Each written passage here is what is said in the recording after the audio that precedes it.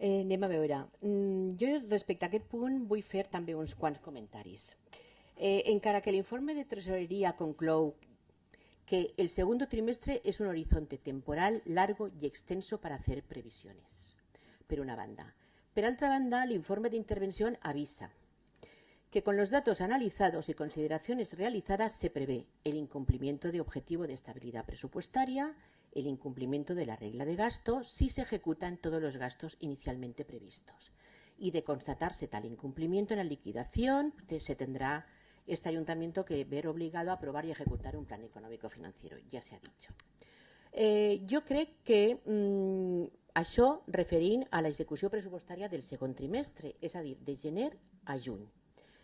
Però jo crec que no hem de tindre por de que això passe, perquè mire, en aquest semestre no s'ha executat ni un euro del capítol, per exemple, del capítol d'inversions. Anem a agarrar com a exemple el capítol d'inversions.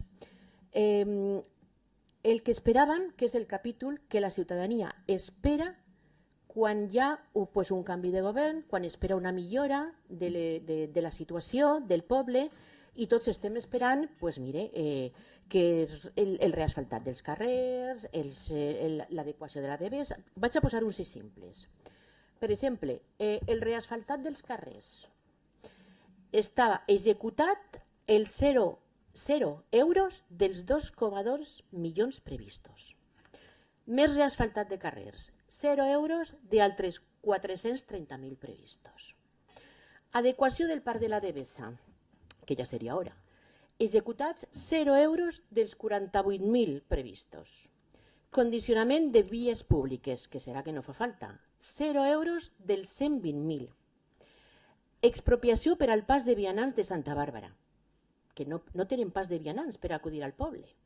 0 euros dels 100.000 previstos. I no parlem de les reparacions de la piscina coberta, del mercat, edificis municipals, la llar del jubilat, substitució de contenidors de basura.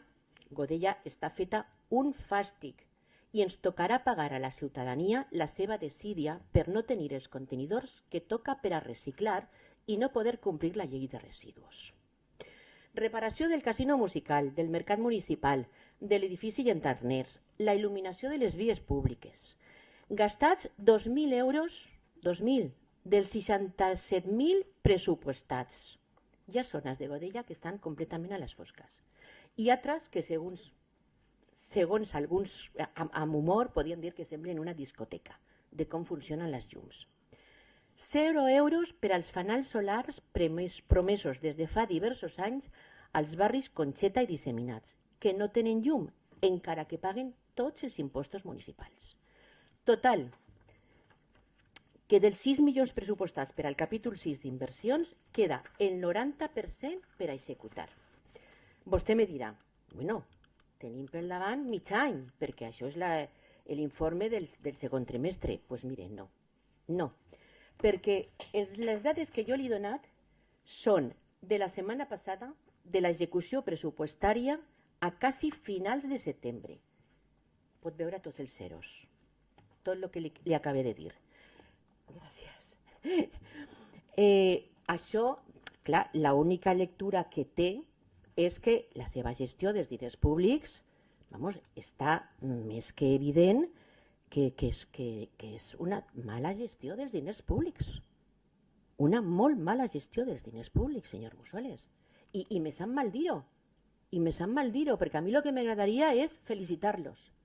Dir-los, escolta'm, que bé, ja tenim llum, ja tenim contenidors, veiem que s'estan arreglant les coses, estem a finals de setembre i està l'execució pressupostària a zero.